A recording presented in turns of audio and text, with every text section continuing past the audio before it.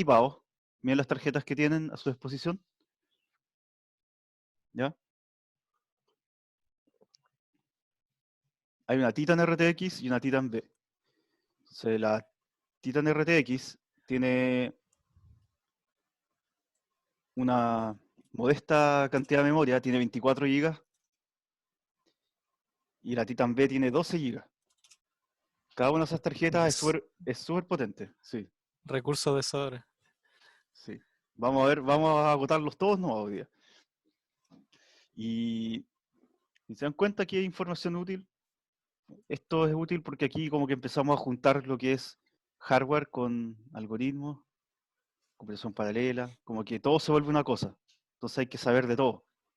Hasta, por ejemplo, es interesante saber cuánto está consumiendo una tarjeta. Esa tarjeta está consumiendo 28 watts de su total de 280. Está en modo reposo. ¿Ya? Entonces acá está la utilización, si se dan cuenta, la utilización es esto de aquí. Prácticamente 0%. Hay una que tiene 2%. ¿Por qué creen que una tarjeta tiene 2% de uso? A ver. Y tiene 700 megas de uso también. Servidor de video. Justamente, sí. Esa es la que está tirando video para afuera. ¿Ya? Ahora, tampoco es un problema trabajar con la que está tirando video. O sea, no es que uno la tenga que aislar y dejarla solo para video. Porque si se dan cuenta, si uno solo la deja para video, la está subutilizando brutalmente. Solo un 2%. Sí. Entonces, al final uno tiene que usar todas las tarjetas que estén disponibles. ¿Okay? Y ir ahí cuidando nomás de, por ejemplo, la de video, si uno la satura al 100, se va a pegar la interfaz gráfica. Eso sí. Pero ahí uno tiene que tener ojo. Ir viendo hasta dónde le puede dar. Ya, entonces, para programar las tarjetas gráficas, nosotros vamos a ocupar CUDA de NVIDIA. CUDA ya lleva varios años, salió alrededor del 2007, por ahí, 2006. Más o menos fue la época en que salió. ¿Ya? Ustedes eran bastante jóvenes ahí, ¿cierto? Unos cabritos Sí, nomás. Un poquito. llenos de esperanza. Llenos de esperanza. ¿Ya? Bueno, ahora van a ocupar CUDA.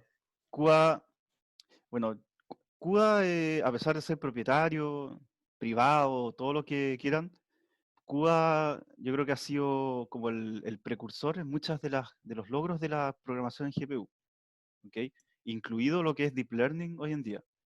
¿Okay? Todo lo que está por debajo de TensorFlow, PyTorch, ¿okay? Tiene mucho que ver también con CUDA. No sé si se han dado cuenta que se instala CUDA como dependencia. ¿Han notado eso, los que han ocupado esas librerías? Sí. Sí. CUDA en el fondo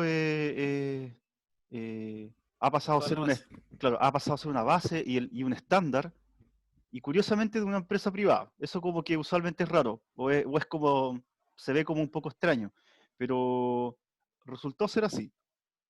A pesar de que existe OpenCL, que es el estándar abierto, así como digamos, el que espiritualmente debe haber sido el estándar, pero las contribuciones han llegado más rápido desde Cuba, desde NVIDIA. Entonces, cuando una empresa lo hace bien, en realidad hay que reconocer el buen trabajo y quizás el resultado con los hechos, más que con las palabras, con los hechos. Entonces, CUDA es muy útil aprenderlo hoy en día.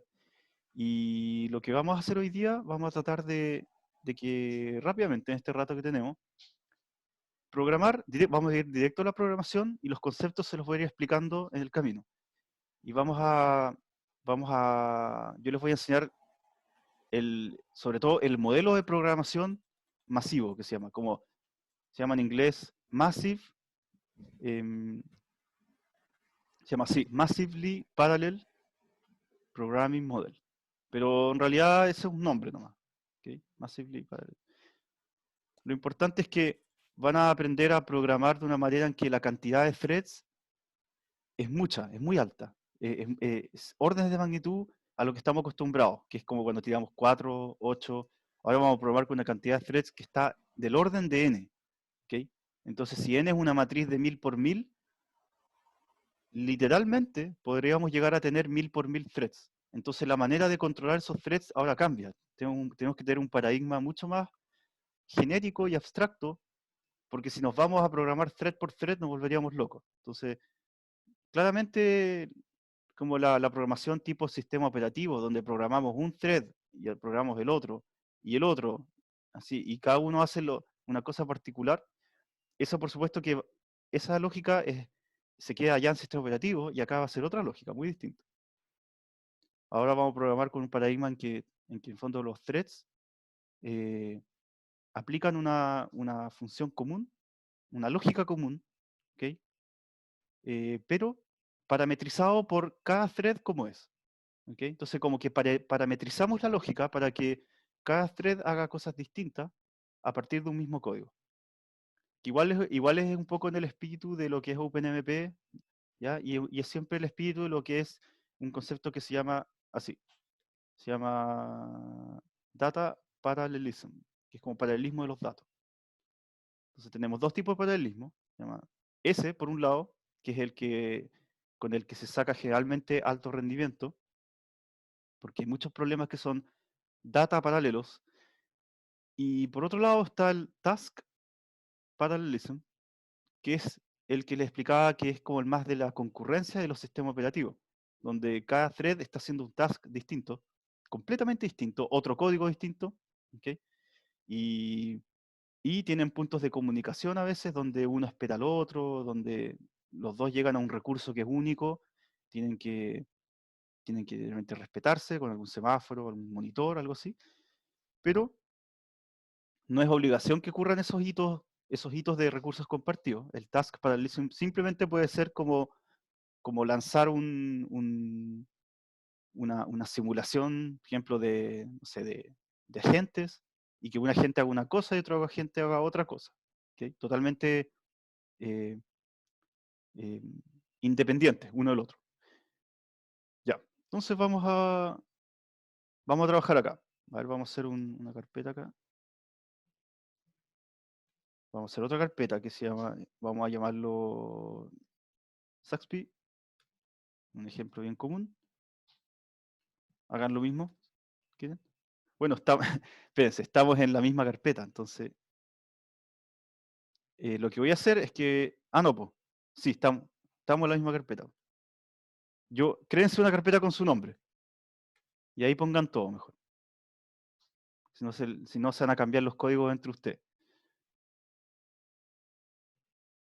¿Ok? Vamos a una carpeta con su nombre nomás. Y acá adentro... bueno, entonces acá adentro ya en realidad voy a borrar eso. Ya, Saxby inmediatamente. Y vamos a crear un archivo que se llama main.q. Q de CUDA. Vamos a trabajar ahí. Editores, a ver, si es que les incomoda Vim, también pueden ocupar Nano. También funciona. Okay. Creo que están esos dos. También está Vi para los más hardcore. Okay. Pero Vi es muy hardcore para mí, así que yo ocupo Vim. Más cómodo. Ya. Entonces,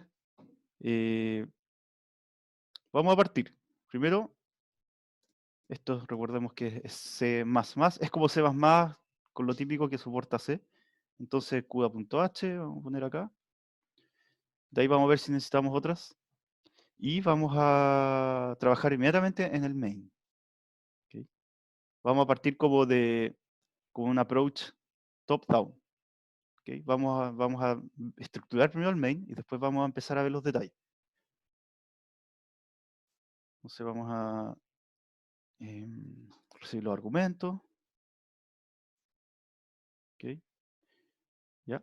Luego entonces ahora vamos a definir fases del algoritmo, o del programa en realidad. Paso 1 va a ser, por supuesto, ya, argumentos. Eso lo sabemos. Paso 2 va a ser crear datos en RAM. ¿Okay? RAM, CPU o host. Entonces voy a introducir un concepto nuevo que en este ecosistema de programar en GPU a la CPU o a lo que esté en el lado de la CPU.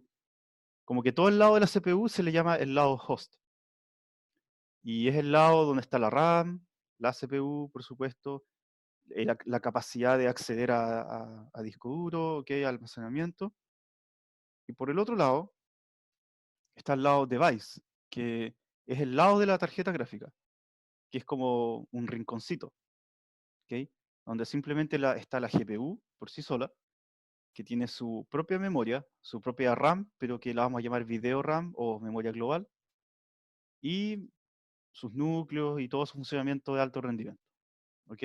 Entonces son dos espacios de memoria distintos. O sea, lo primero que tienen que saber, espacios de memoria distintos. O sea, lo que está en RAM, la GPU no tiene idea que existe. Y lo que está en GPU, la CPU, la RAM no tiene idea que existe. Entonces son dos mundos aparte que nosotros tenemos que hacernos cargo.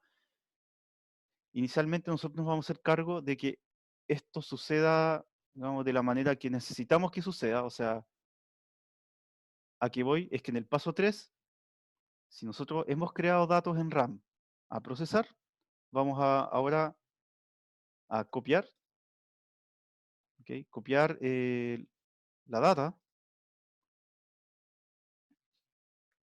a GPU. Entonces, device. Ese es nuestro siguiente paso que vamos a hacer. Luego, una vez que copiamos eso, vamos a ejecutar un GPU kernel, que es en fondo la función común para todos los threads.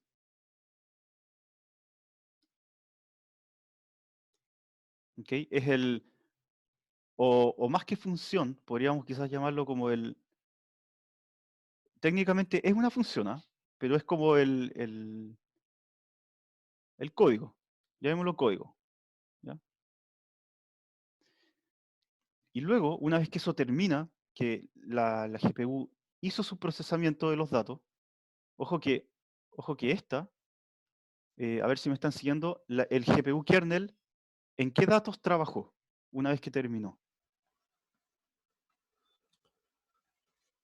¿En qué datos? ¿Los que están en la de RAM? En la de RAM, ¿cierto? Sí. Sí. ¿Y eso qué quiere decir? Que los datos de la CPU, ¿cómo están los datos de la CPU en ese instante?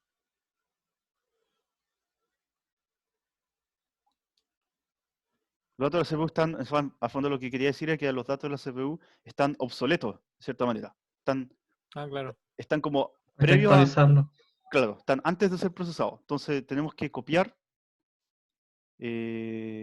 datos modificados o procesados a host. ¿Se entiende? Y bueno, y de ahí, no sé, terminar programa, hacer lo que uno quiera con esos resultados. Pero ya el resultado queda capturado. Entonces, si se dan cuenta, este es el procedimiento cuando uno hace un programa en GPU, sin haber hecho ni un código todavía. Esto es lo que usualmente uno hace cuando programa una tarjeta gráfica. Y este patrón de 1 a 6 podría repetirse varias veces hacia abajo, así como de 1 a 6, de 1 a 6, o a veces, incluso, uno podría jugar con este patrón y hacerlo más elaborado. Entonces, a veces uno copia una sola vez, o sea, uno llega hasta el 3, hasta el punto 3, y después del punto 3, el punto 4 se llama muchas veces. O sea, se aprovecha en el fondo de que se copió los datos a la tarjeta y se aprovecha de trabajar en la mayor cantidad posible esos datos antes de volver a pasarlos a la CPU. ¿Por qué? Porque vamos, esto es velocidad PCI Express y esto también. ¿Ya? Eso es bueno y malo. ¿En qué sentido? Que PCI Express, comparado a algunas cosas, es súper rápido. Pero comparado a la GPU leyendo sus propios datos, obviamente es mucho más lento. O sea, si la GPU tiene que ir a buscar algo, pasar por el PCI Express y volverlo y traerlo para acá, es como cruzar un puente, es como estar en el centro, ir a La Teja y volver. ¿Okay?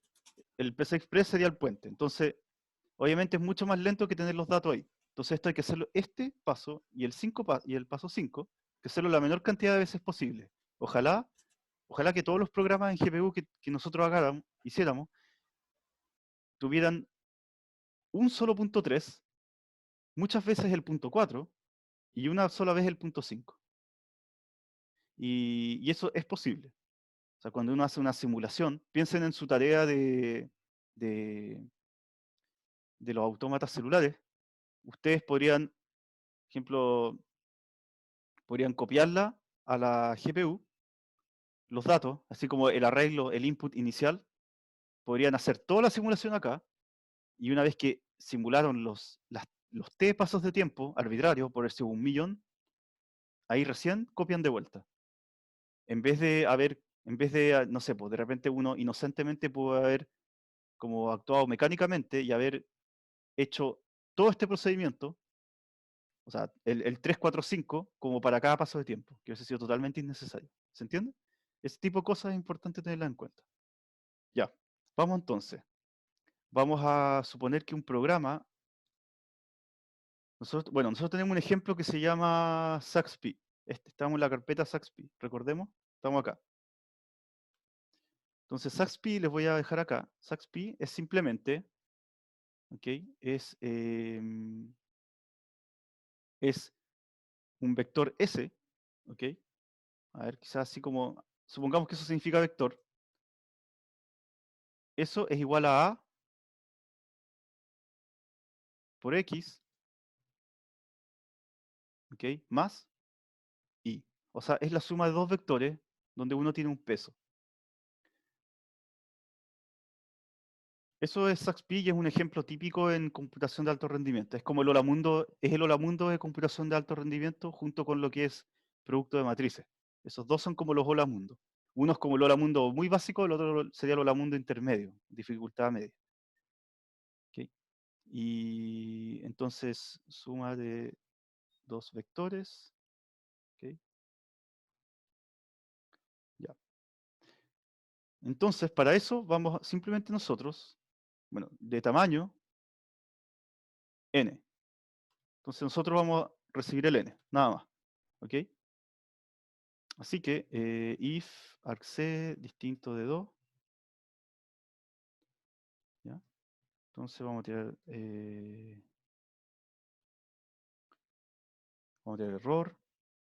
error, ejecutar como proc n.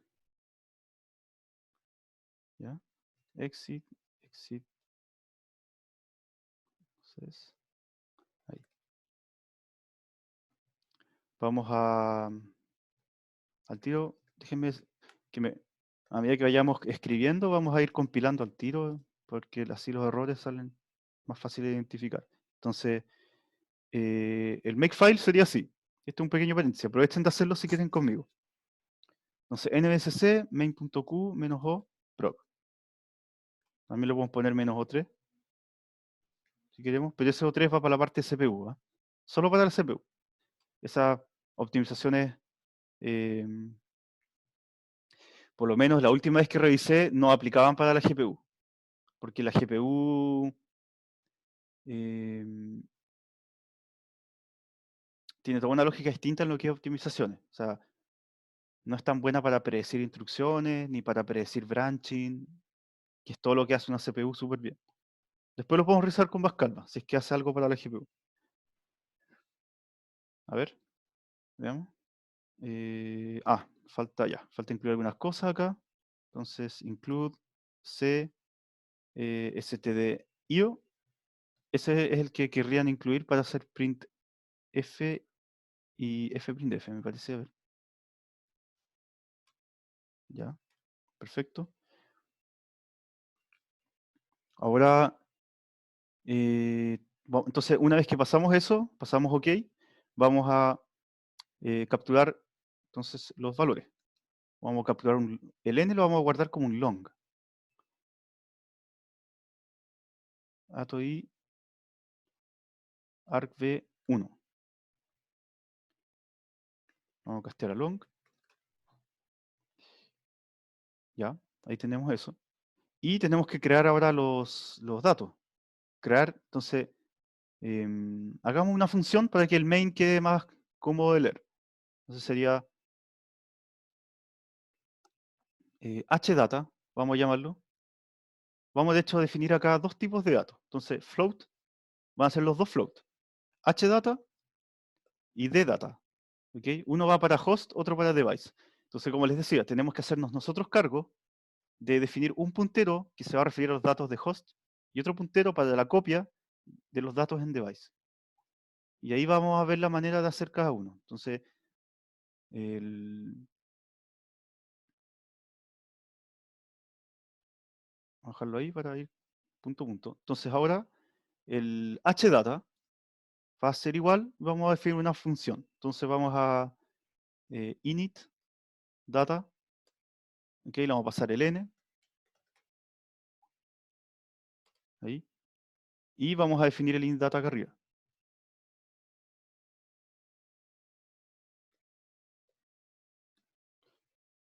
Data, n, y vamos a tirar un...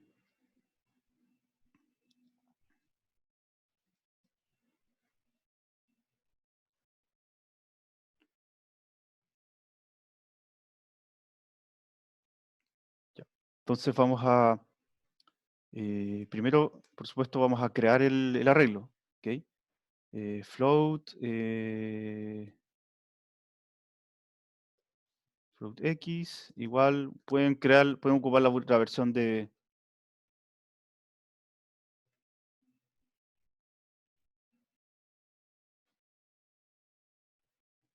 Pense, esto era... No.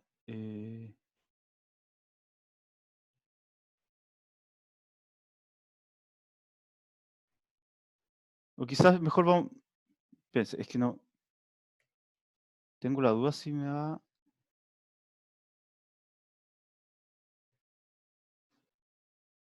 New.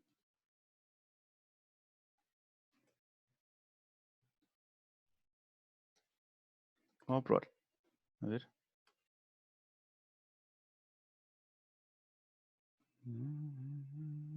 Ya. Entonces, pense. ARTV. Ah, acá. Ya. Entonces, creamos el float, ¿ok? Un new float. Y ahora vamos a inicialicémoslo con los valores secuenciales, ¿no? ¿Ok? O de hecho podríamos acá poner un factor, quizá un factor, un float, hay un C. Entonces así lo parametrizamos y lo inicializamos con eso. Entonces sería X sub I es igual a C por I. Ahí. Lo vamos a dejar así. ¿Ya? Entonces ese es genérico. Y ahora vamos a tener nuestro...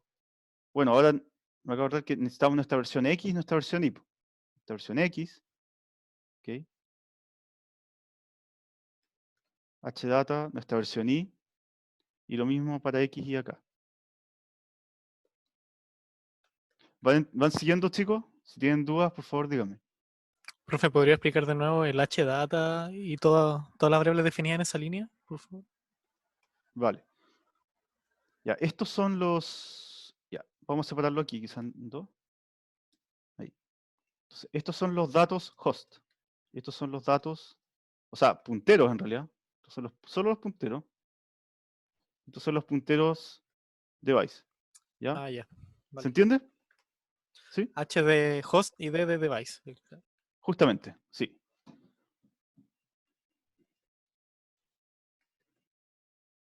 Se va a hacer nuestra nomenclatura y se la van a encontrar en bien frecuente si ustedes consultan otros códigos gringos de GPU, etcétera. Tutoriales, va a ser más o menos así la lógica. Ya, entonces ahora seguimos y vamos trabajando los datos. Entonces esto... No, espera, aquí. Ahí. Entonces el X lo vamos a inicializar como ahí y este va a ser ahí. ¿Ya? H data X, H data Y, ya. Luego, ahora tenemos que crear, aquí, todo esto estamos todavía en el punto 2, ¿ah? Hemos creado solamente la parte CPU. ¿Ok? Ahora vamos a crear la memoria en GPU. Crear memoria en GPU. Ahora, el CUDA ocupa CUDA tiene unas cuestiones un poco más modernas, ¿ah? Pero no deja de ser la mejor, la original que estableció CUDA, que es con CUDA Malloc. Que es como el Malloc de CUDA, el Malloc de GPU. Y ese sería así. Sería CUDA, Malloc, ¿ok? Pasan como un puntero del puntero. Entonces sería así de data X, ¿ya? Y acá, bueno, el formato de la función es, en fondo, CUDA malloc, ¿ok? Puntero del puntero, ¿ya? O puntero por referencia, ahí. Los bytes que vamos a pedir, eso. Entonces ahí, y después sería size of float por n. Y haríamos lo mismo para li también. Porque los dos son de tamaño n. ¿Se entiende eso? Entonces estamos haciendo malloc, pero en GPU. Esto es lo interesante, que en ese momento, si nosotros pudiésemos estar viendo este comando, en paralelo, mientras el programa ejecuta, vamos a ver que ya la memoria en GPU, por ejemplo, si estamos cogiendo la primera, va a empezar a aumentar. Es memoria de GPU. Eso es lo interesante. Entonces estamos ocupando un puntero con la misma expresividad del lenguaje de C, un puntero nomás, pero el momento en que nosotros decimos que ese puntero se refiere a memoria en GPU es aquí. Ahora, ojo, esto es solo crear memoria. Ahora nos falta copiar los datos o darle datos a esa memoria que hemos pedido. Entonces, copiar los datos a GPU. Eso tenemos un comando de CUDA también. Todos los comandos de CUDA, chicos, van a comenzar así, con el prefijo CUDA. Y hay comandos que son iguales a los de C, como el malloc, pero van a tener el prefijo CUDA. De la misma manera, hay un memcopy en C y hay un memcopy en CUDA. Entonces, hay un CUDA memcopy donde les voy a anotar primero la estructura, es destino, origen, bytes y dirección. ¿Ok? Vamos a hacer un ejemplo para que se entienda. Tenemos que hacer uno para cada uno. Entonces tenemos que poner datos en X y poner datos en Y. Copy, vamos a copiar en los datos de X. ¿Desde dónde?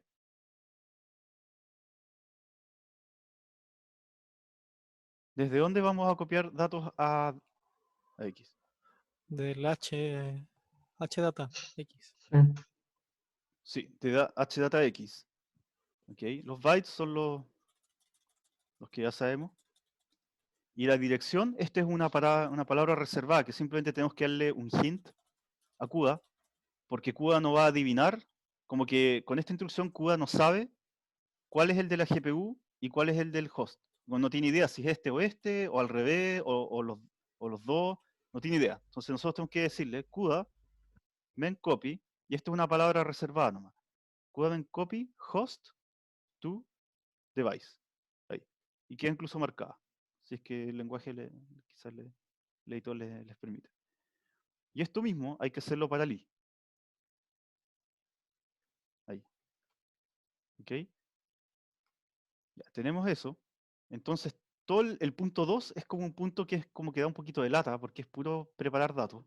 Pero es importante entenderlo bien. Ahora,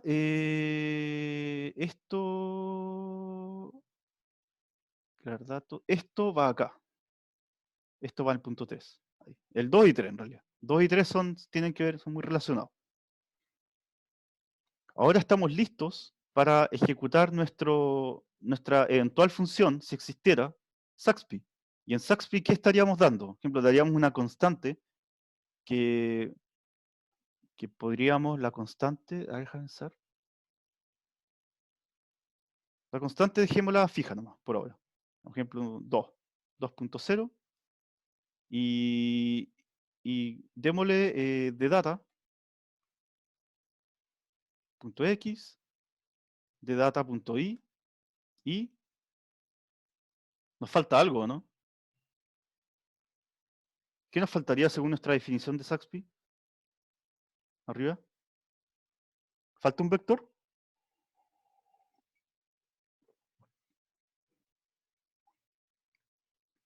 Falta un vector, po. Falta un vector repositorio, el que guarda el resultado. Pero ese no tiene datos al comienzo, simplemente es memoria reservada. Falta uno más de GPU. Bueno, de hecho, otro más para acá para visualizarlo. ¿Se entiende? Faltaba uno más, que son 3 vectores. Es como es A más B y eso da C en vector. Entonces, ese tercer vector solamente hay que hacerle un CUDA-malloc, nada más. No hay que hacerle CUDA-memcopy, no es necesario. Que todos los datos van a ser escritos, de todas maneras. Así que no es necesario inicializarlo. Y ese lo pasamos acá. Ahí. Y bueno, según lo que sabemos, según lo que yo les he contado hasta ahora, Saxby debiese ser una función que está definida por acá arriba, como una... así. ¿Ok? ¿Ya? Un void así. Y debiese ser así de mágico. Y esto debería ejecutar en la tarjeta gráfica. Pero ahora viene entonces la programación en GPU. ¿Ya? Esta la vamos a dejar pendiente porque le falta algo. Ahí. Y vamos nosotros a programar nuestra primera función de GPU hoy día. Entonces vamos a definir una función de GPU, se define, se suele llamar kernel. ¿Ok? Kernel, función principal de GPU. Es la función principal porque ustedes pueden tener esa función que llame otras funciones. ¿Ya? Esta es la principal. Hay una sola que es la principal, que se llama kernel y comienza así, con esta palabra clave, global. Global, y el resto es nomenclatura C. Entonces, void, y acá van nuestros argumentos, ¿ok? Float, incluso podemos hacer aquí más sencillos nosotros, simplemente podemos decir el factor, ¿ok? El X, ya sabemos que es un X de GPU, no tenemos para qué poner HData y todo eso. El Y y el S. X y S, ¿ok? Y acá entonces programamos. Y acá nosotros tenemos que saber que en el fondo asumamos el siguiente escenario. Vamos a asumir que tenemos un thread por dato.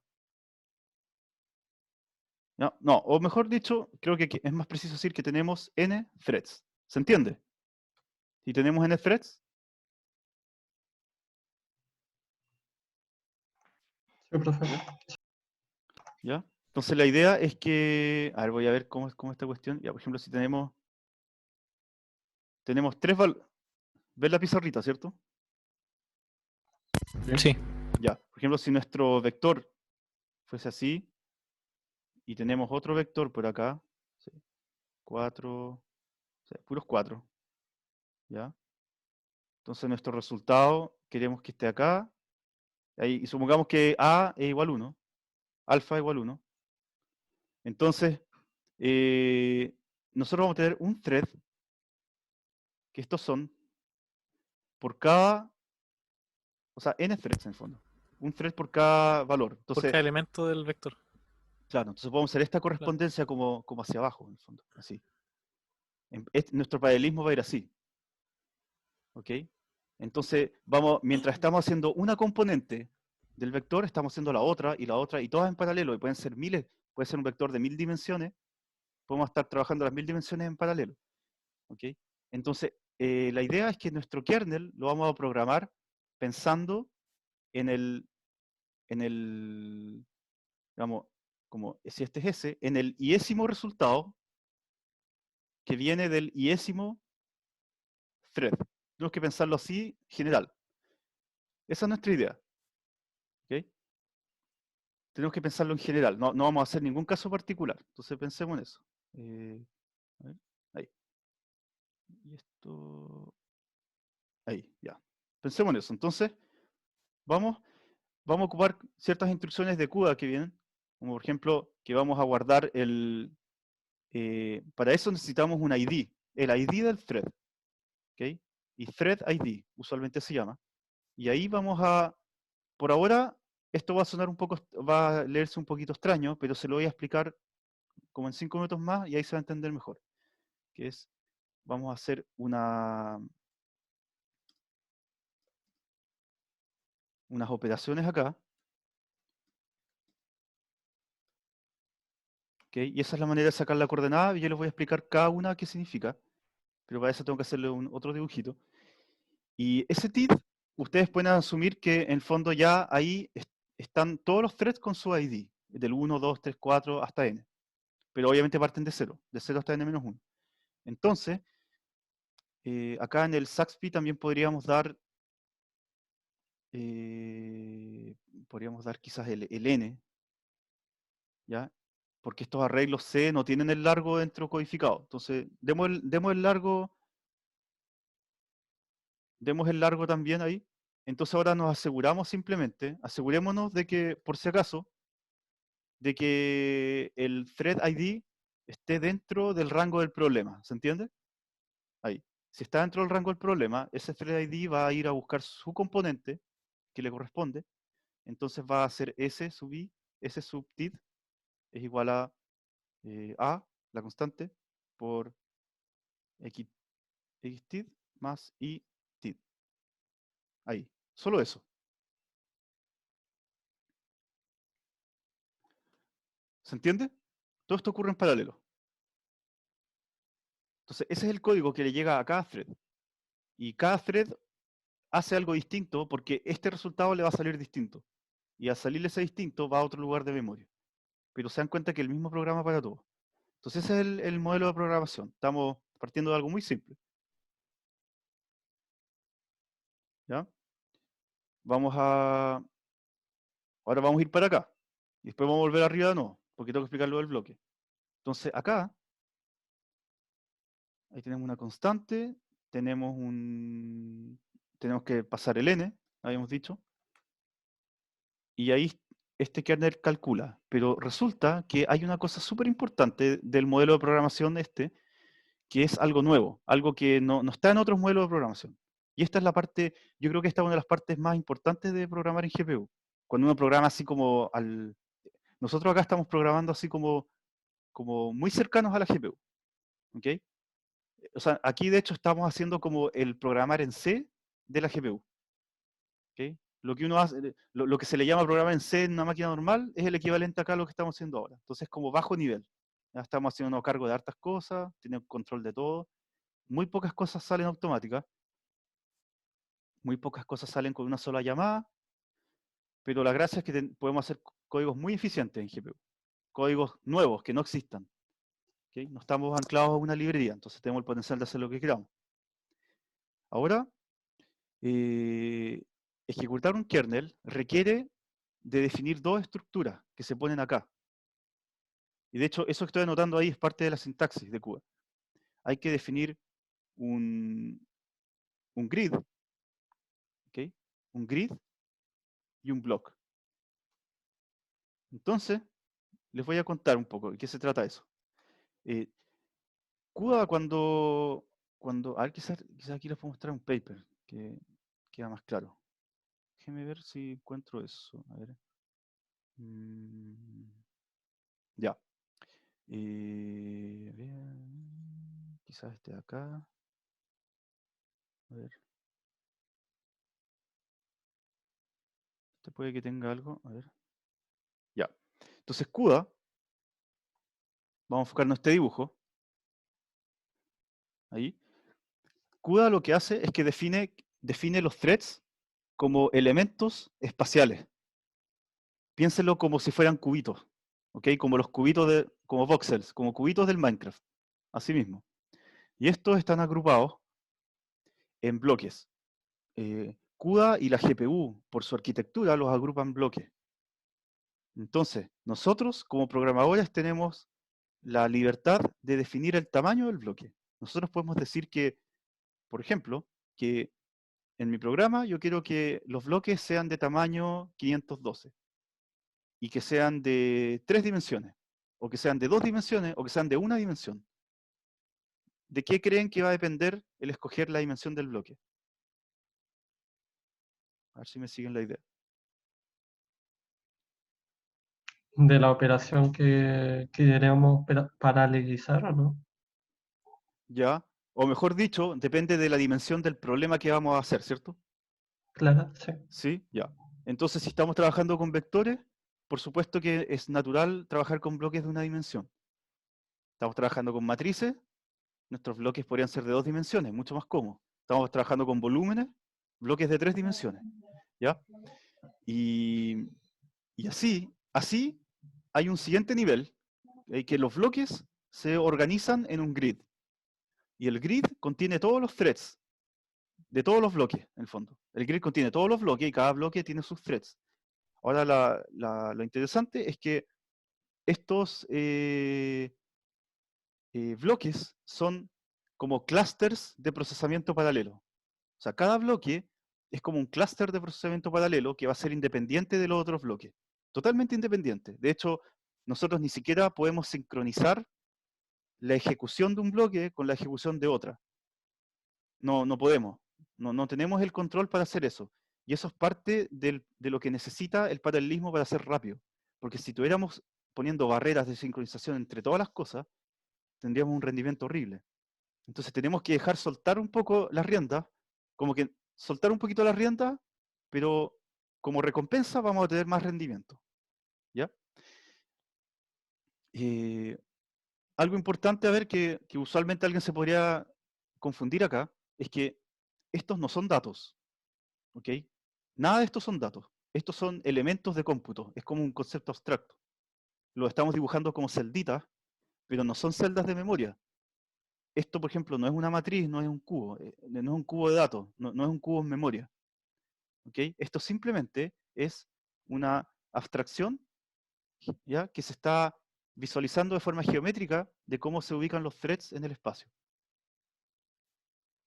¿Vale? Nosotros naturalmente, usualmente cuando programamos en CPU, si siguiéramos esta lógica, nosotros tenemos threads alineados en una dimensión nomás, que es su ID, su contador.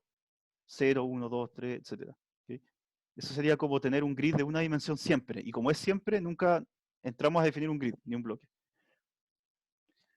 Entonces es importante esto, chicos, que nosotros para ejecutar un kernel, ahora vamos a definir un grid, y a ese grid le vamos a definir su tamaño de bloque. Nos vamos a dar cuenta de que el bloque es totalmente arbitrario para nosotros definirlo. O sea, podemos decidir el tamaño que sea, un bloque de tamaño 1, incluso, que es un poco ridículo, pero podríamos hacerlo. Y sin embargo, nos vamos a dar cuenta en esta definición que el grid no es tan arbitrario definirlo. El grid sale con una expresión, sale naturalmente. Y esa parte quiero que me sigan bien porque es una de las partes donde, digamos, donde más hay que poner atención cuando uno está entendiendo computación en GPU. Entonces vamos a partir con el bloque. El bloque lo vamos a definir ocupando cosas de CUDA, ¿okay? Que es una estructura dimensional. Entonces vamos a definirlo, siempre vamos a ocupar una estructura que se llama DIM3, que es de 3 dimensiones. Este es nuestro nombre, nuestro constructor. Y ahora le vamos a dar una cantidad de threads, arbitraria, totalmente arbitraria. Por ejemplo, yo le voy a dar 512 en X. ¿Ya? Esto sería como, para que se entienda esto, es como X y Z. ¿Ok? Entonces, si quiero que sea de una dimensión, por ejemplo, si quisiera que sea un bloque de una dimensión de 512 hilos, ¿cuál sería la definición que tendría que ocupar? De una dimensión tendría que tener un valor en X y el resto en 0, ¿o no? ¿Así? Creo, no, no estoy seguro. ¿No sería con 1 después, no? A ver, hay dos ideas, a ver, ahí. Ya, ¿alguien más de los chicos que quiera opinar? ¿Cuál cree que tiene más sentido?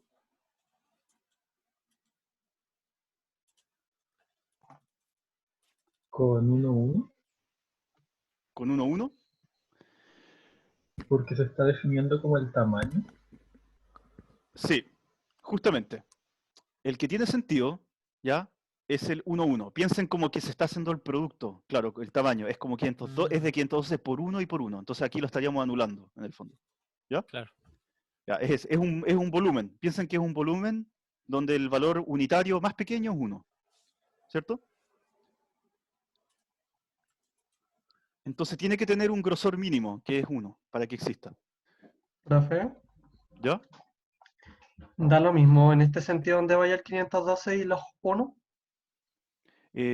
No, no da lo mismo. Es buena pregunta, no da lo mismo, porque nuestro código de más arriba, cuando vaya a buscar las coordenadas, cuando nos refiramos a, queríamos ir a buscar, por ejemplo, las coordenadas, si ponemos el 512, a ver, da lo mismo en el sentido de que te puede quedar igual de correcto, pero tienes que simplemente ser consistente con lo que hagas. O sea, si le pones 512 acá, ahí, tienes que acordarte nomás que ahora tu dimensión es la i. Estás trabajando como en la dimensión i. Y en el fondo, cuando vayas a buscar valores de coordenada, búscalos en el i. ¿Cachai? Sí, entiendo. Ya. Bueno, Y lo mismo con el z. Entonces tenemos nuestro bloque, que fue totalmente arbitrario. Como les decía, pudimos haber escogido bloques de 1, y vamos a hacer y podemos haber hecho nuestro programa funcionar igual. Bloques de 256.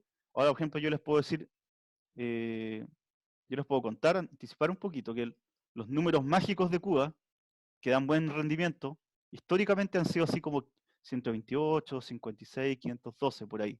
A veces 1024. Pero menor a 128, generalmente,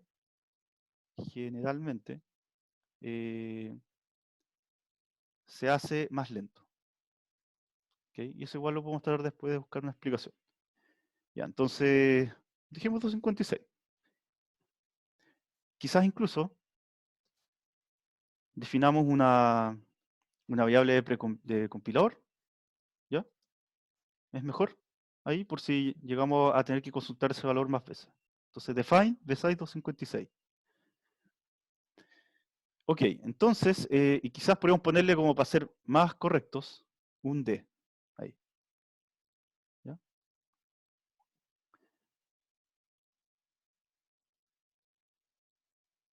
Un D. Ya, entonces, ahora vamos a... Espérate.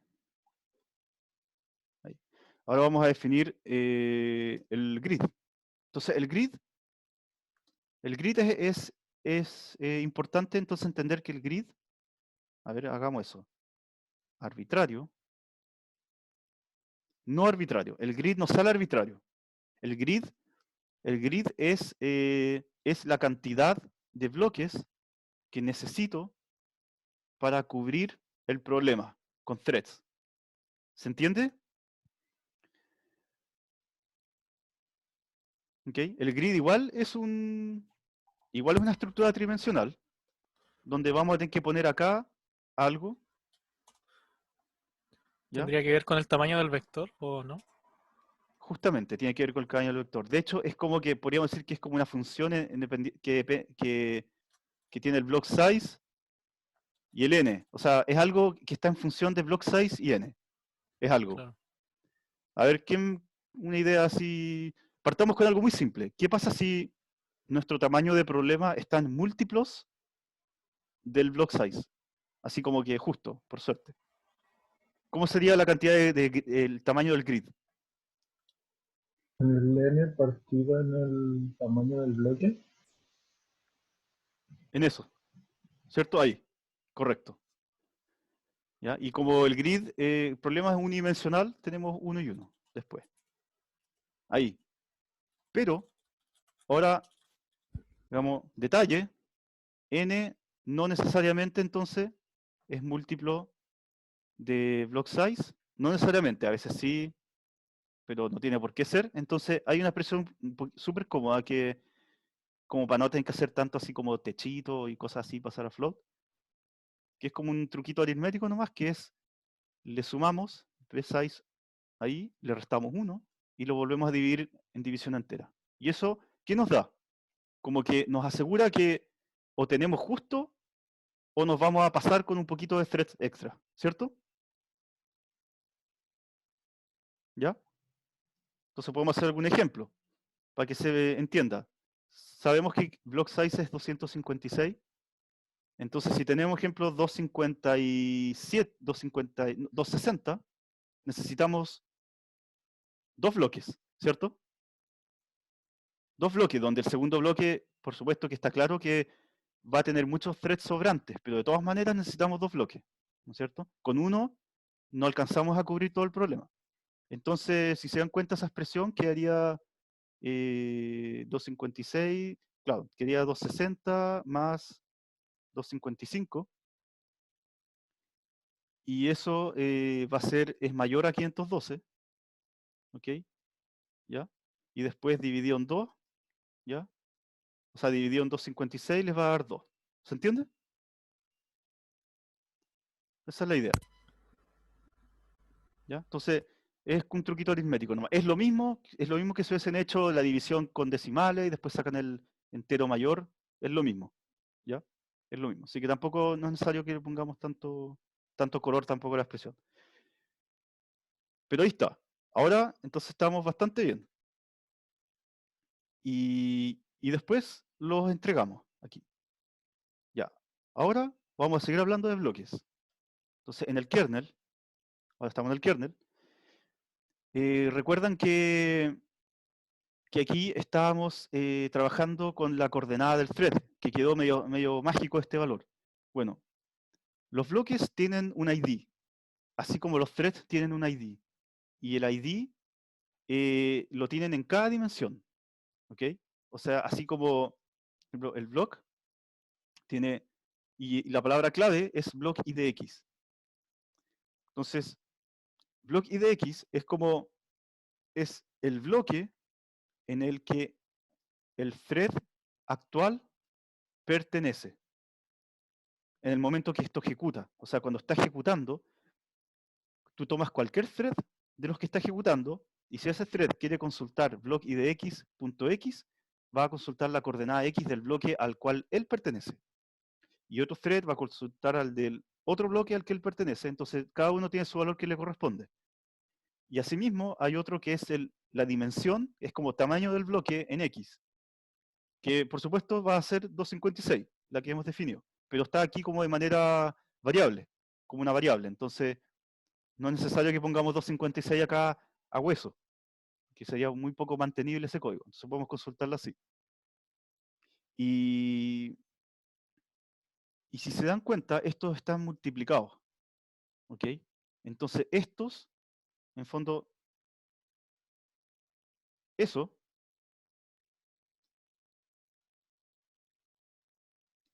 funciona como offset. ¿Por qué funciona como offset? Porque thread idx.x es simplemente la coordenada del thread en el espacio local del bloque. ¿Ok? Coordenada, o sea, coordenada local dentro del bloque. ¿Qué quiere decir eso? Que en el fondo va a estar en el rango. ¿En qué rango va a estar, de hecho? Para nuestro caso unidimensional. ¿En qué rango va a estar esa coordenada del thread?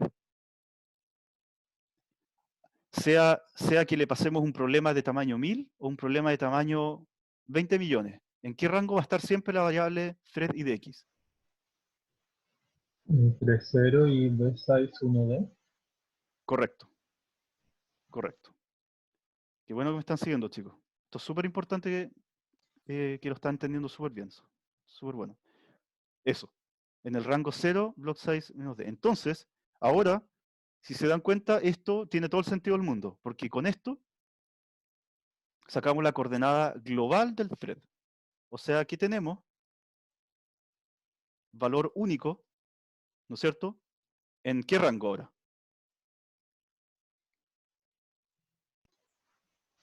¿0 a n? Justamente. ¿Ya? De 0, bueno, de 0 a... de 0 a n-1 como el útil, rango útil, ¿cierto? y posibles valores más cuando nos pasamos. Pero cuando nos pasamos no hay problema, porque tenemos este if. Entonces van a haber threads que se pasan cuando no es múltiplo, cuando el tamaño del problema no es múltiplo al tamaño de los bloques. Y eso no es problema porque lo filtramos aquí, ¿no? ¿Ya? Y de hecho ahí ustedes pueden probar, no filtrar, ejecuten y quizás se les puede caer el programa. O el resultado que va a terminar saliendo puede ser un poquito extraño. A veces no todos los errores de CUDA hacen detener un programa, pero sí lanzan un código de error que se puede capturar con unas funciones. Ya chicos, entonces, al parecer, estamos listos como para ejecutarla. Ejecutemos aunque todavía no tenemos listo el 5. Veamos qué pasa. Espérate, tenemos unos warning acá.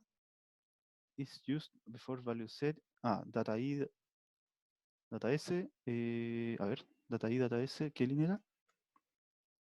Espérate. La 54 primero. Acá. Sí, ya. A ver. 55. Espérate.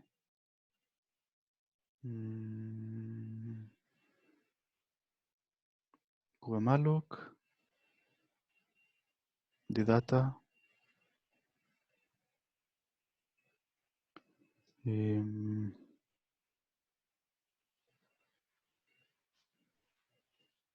Aquí está el error. Ahí. Ya, y después acá igual, acá nos faltó hdata s, copiar, inicialicémoslo en 0 nomás.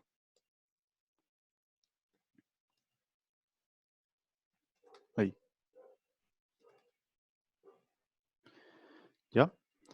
Compila y posiblemente esto también podría estar ejecutando. Entonces, hagamos algo. Vamos a dejar esta ventana al lado. Vamos a poner otra al lado.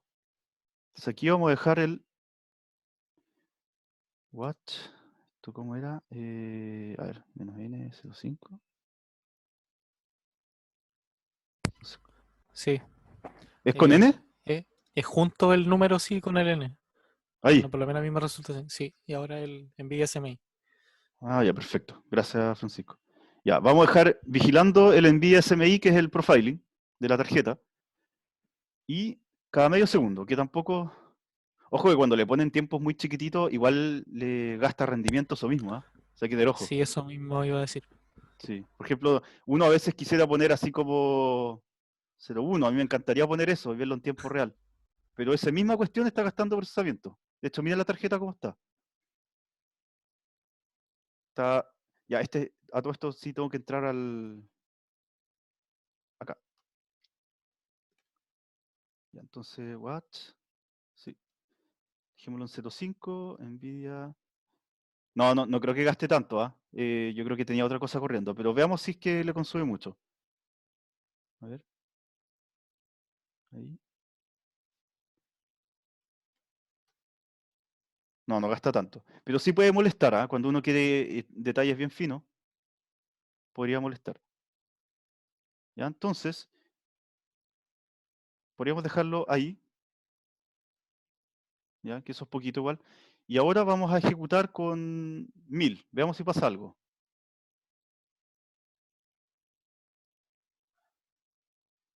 Sí. Ahí como que aparece. Ahora si lo tiramos con 1.000.000,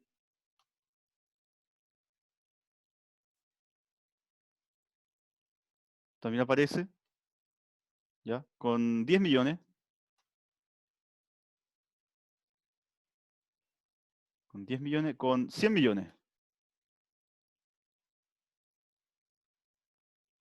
Ya. Ahora,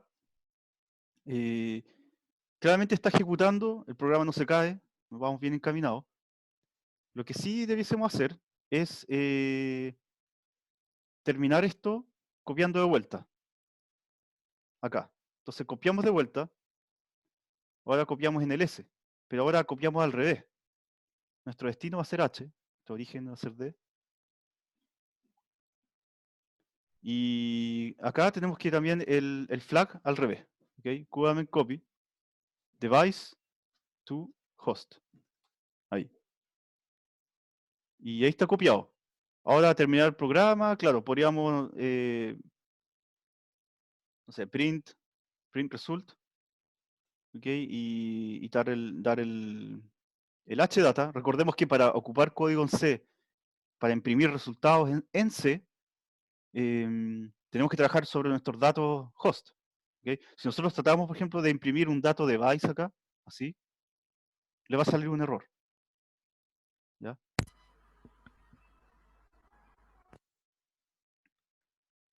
O algún problema van a tener porque, ahora, eso se puede hacer con unas cosas de Cuba más modernas, pero no dan el mejor rendimiento.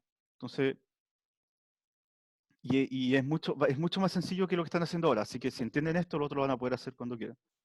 Y aquí podemos molar el N y quizá un mensajito, resultados Saxby. Ahí.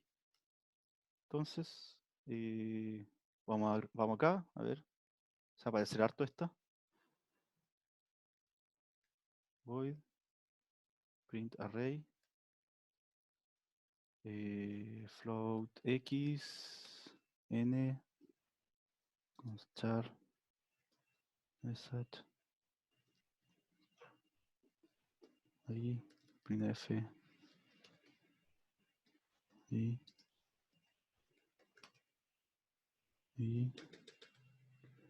y este lo vamos a imprimir, pero vamos para el lado nomás.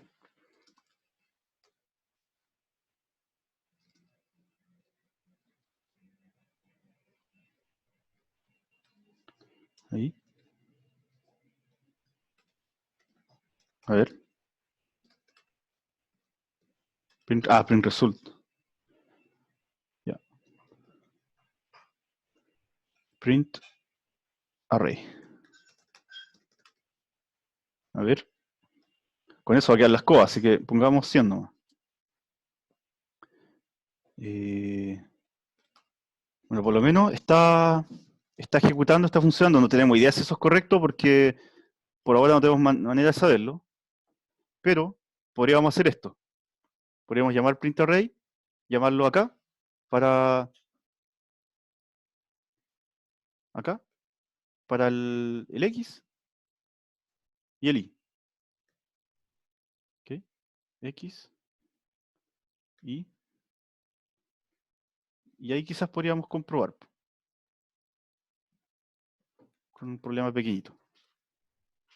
Ahí.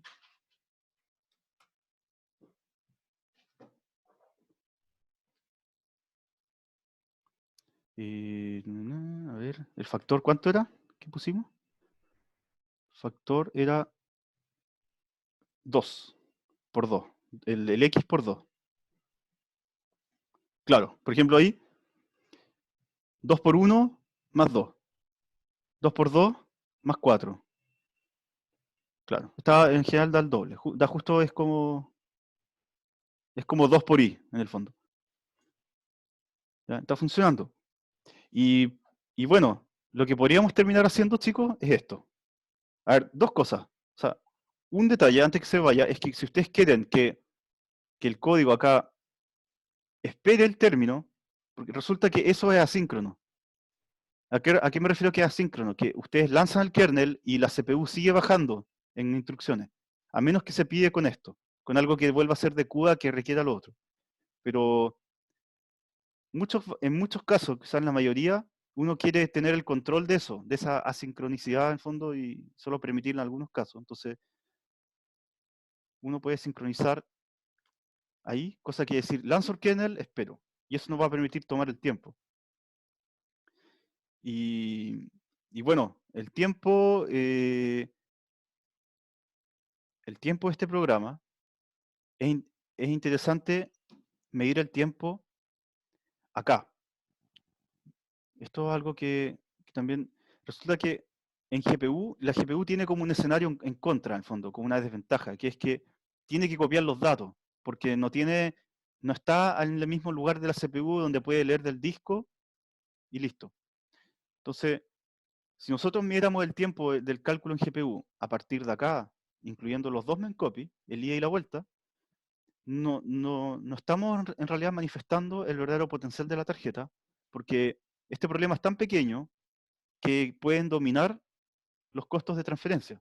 Entonces, lo que uno usualmente ve en la práctica con ejemplos en GPU más elaborados es que el kernel o el trabajo GPU, que sería el punto 4, que es el principal, va a hacer muchas veces, muchos cálculos. ¿Ok? Va a ocurrir muchas veces, mucho mayor que un número mucho mayor que lo que está ocupado acá. Entonces va a hacer que esto sea insignificante. Pero cuando uno está trabajando con ejemplos de juguete, la única manera de hacerlo insignificante es comenzar a medir desde dentro, ¿no? Es como que es comenzar a medir de acá. Acá. Entonces, cuando podemos poner acá como timer T1, timer T2. ¿Ya? Eso estaríamos simulando ese escenario, ese eventual escenario de una aplicación más seria, que realmente haga que esos dos lados sean insignificantes en tiempo. Y para eso hay unos timers de CUDA que yo nunca me lo aprendo de memoria porque en realidad están acá. Son un poquito verbosos, pero son súper buenos. Acá. Entonces definimos estos timers. Entonces estos timers, ¿qué hacen? Son estructuras, se definen, se inicializan, se usan antes y después de un kernel, ¿se dan cuenta? Y luego luego se imprime la información que te da el timer en milisegundos. Entonces vamos a probar eso. Vamos a probarlo. Timer 1. A todo esto este código va a quedar en la carpeta Cristóbal, así que después lo pueden copiar, chicos. Ahí tenemos nuestro timer 1. Bueno, tenemos los dos timers, ¿ok? Timers, ¿no? Y luego vamos a poner el start, lo vamos a poner aquí. Ahí. Ok. Ahí. Y vamos a poner el stop. Son dos timers, Profe, ¿sí? ¿esa medición de tiempo incluye la instrucción misma para comenzar para obtener el tiempo o no se considera? Esta de acá, Sí, yo creo que prácticamente no la incluye. O sea, yo creo que ya, todos los preparativos que hace vienen de acá, como del create. Por eso el create lo tiene aparte. claro. Yo creo que ahí el overhead de create lo tira antes, entonces pues ya start es como simplemente como tirarle como un pequeño cambio, ¿no? Cambiar un bit, Una cosa así de ser, claro. claro. ¿Ya? Es súper barata en el sentido el CUDA Event Record. Y después acá, tiremos esto, ahí. Eso lo vamos a tirar al final, así como una vez que termina el... No, tirémoslo acá mejor. A ver, tirémoslo acá mejor. Ya, y ahora...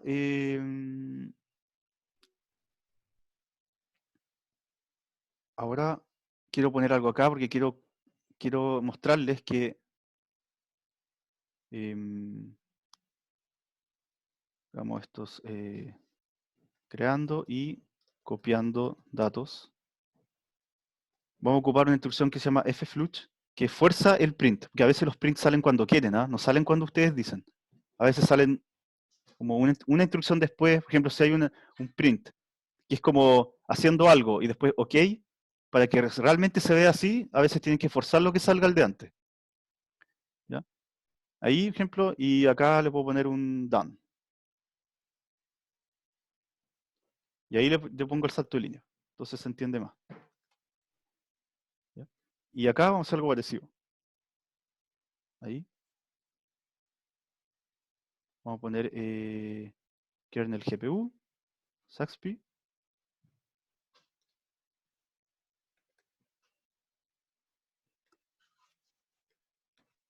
Ahí. Y vamos a... Y bueno, ya ahí estamos. Entonces, ya. Y creo que podríamos imprimirlo. Entonces, tiempo. Ah, podríamos tener el tiempo acá mejor. Acá. done, ahí, eso, y quizás podríamos tirarlo en segundos nomás. ¿Ya? Entonces los milisegundos los vamos a dividir. Ahí.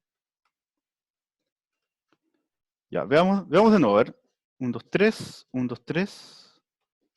Chuta, tengo que quitar, espérate, Hay que hacer el make. Ah, ya lo hizo. sí, hay que quitar ese print, espérate. Ahí.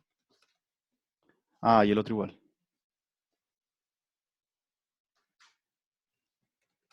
¿Ya? Mejor hagamos algo.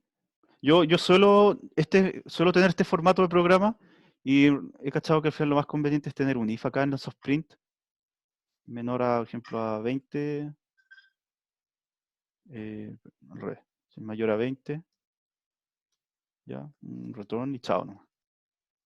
Así queda más fácil. ¿Ya? Ahí. Ya, entonces, fíjense, copiando datos y ejecutando. Fíjense la cantidad de tiempo que demoró el GPU, ya prácticamente nada. Copiando datos. Ya. Lo que va a pasar es que el copiando datos va a ser el que domine. ¿Ya? Pongo más.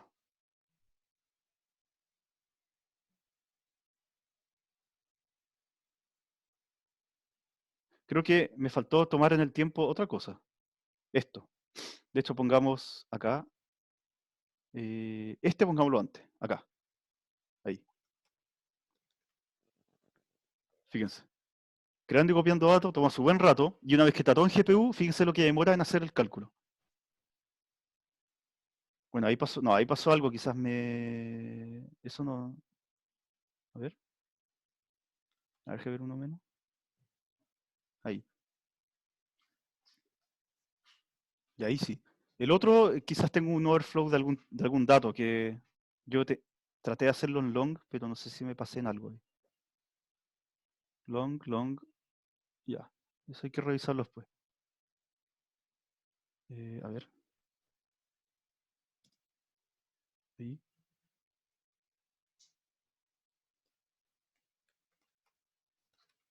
Me huele como a que fue que se pasó. Pero bueno. A ver.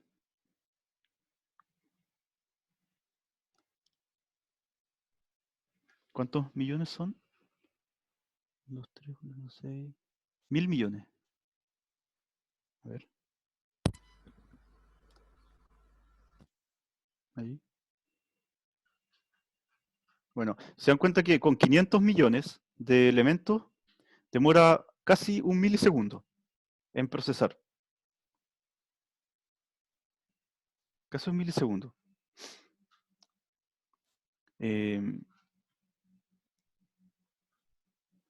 Ahora, para terminar, chicos, la clase, les voy a mostrar algo. Vamos a hacer lo siguiente.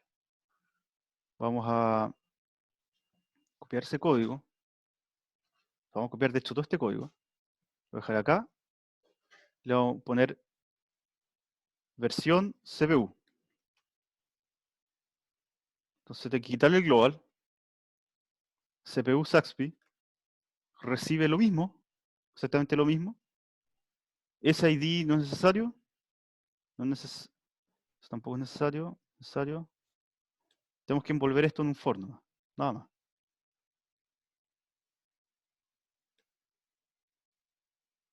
¿Ya? Ahí. Y esto está bien. Esto uní. Uní. Parece que así es. CPU Saxby. Entonces, para el mismo problema ahora,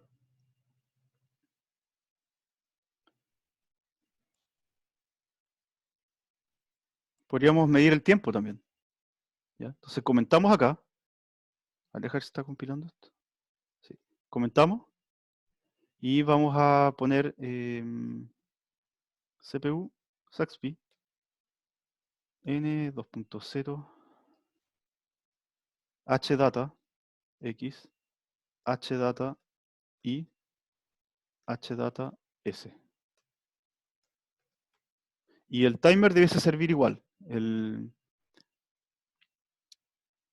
Debiese servir. A ver.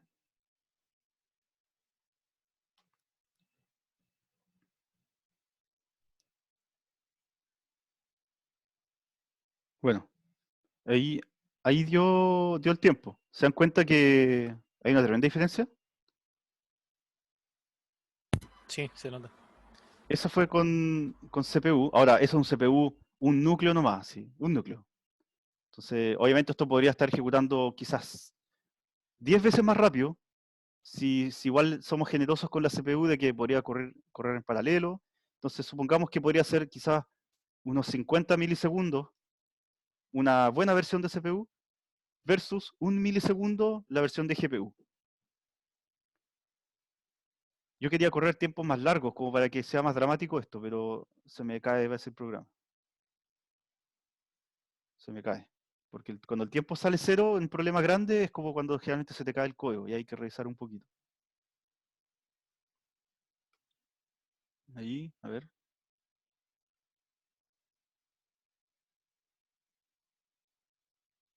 Sí. Eso recuerden que es solo el tiempo de procesamiento. Ese es el... A ver, de nuevo. A ver si con ese tamaño da. Ahí. Eh,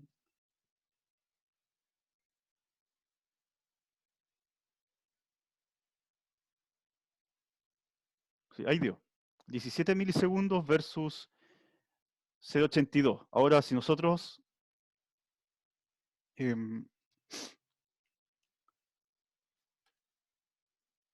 vemos eso, ¿cuánto es? Entonces, hay un concepto que se llama speed up, chicos. Así, speed up, aceleración. Y eso es dividir el tiempo, el tiempo como el de tu contrincante partido por el tiempo de tu aplicación que estás proponiendo. Entonces, contrincante aquí lo ponemos como la CPU. 0,826538 partido por nuestro tiempo. 0. ¿Cuánto fue? 0.017. 17838. 838. Y eso dice cuántas veces más Bueno. rápido es. Claro. ¿Ya? 46 veces más rápido. Claro. La GPU es 46 veces más rápido para este problema. Y con esas dos implementaciones que mostré, o sea, obviamente le dediqué 2 minutos a la versión de CPU, quizás menos. Pero esto da como una noción, una noción de fondo de por qué las GPU se usan hoy en día, chicos. Es por esto. Porque hemos hecho una implementación que es 46 veces más rápido, o sea, es notable. Es realmente notable. Y esto es solamente la punto partida. Este es el hola mundo. O sea, se pueden hacer cosas mucho más interesantes. Ahora, chicos, si de repente fui muy rápido, revisen la clase de nuevo, porque por lo menos los pasos están bien enfatizados. Digamos, las cosas importantes se le hizo harto énfasis en esta clase. Y lo que podríamos hacer es que quizás, o sea, yo creo que mañana vamos a continuar con esto, pero vamos a hacer matrices. Producto de matrices, que es un ejemplo mucho más interesante, donde tenemos que ocupar caché y programar una caché de forma manual. ¿Vale? Bueno. Eso, chicos. ¿Alguna duda en particular de lo de hoy día? Pueden practicar, ¿ah? Tienen acceso al servidor 24/7. Ya tienen el código, recuerden que el código está acá. Ahí están sus nombres, vayan a la carpeta Cristóbal y está el código que yo hice. Si es que en algún momento se quedaban atrás. Sin borrarlo, porfa. Sí. Si no, no lo vamos a poder sacar. Profe, para ejecutarlo en mi PC tengo que instalar CUDA y el driver de NVIDIA. Sí. ¿Algo más? CUDA, driver de NVIDIA. Eso no va. Ya. Creo que eso no va. De hecho, instala CUDA primero y prueba. Porque quizás CUDA te va a meter un driver al tiro. Y revisa, quizás ahí te funciona todo. Ah, es que yo ya tengo uno instalado, un driver, pero no sé si tengo CUDA. Ahí lo voy a revisar. Con el Ya. código. Ya. Voy a descargar el código y probarlo. Vale. Ya, pues. Ya, chicos. Eso, nos vemos mañana, mañana a las 11:30. Ya, Ya, bueno, profe. profe. Ya, Nos que estén vemos. bien. Chao, chao. Chao. Chao.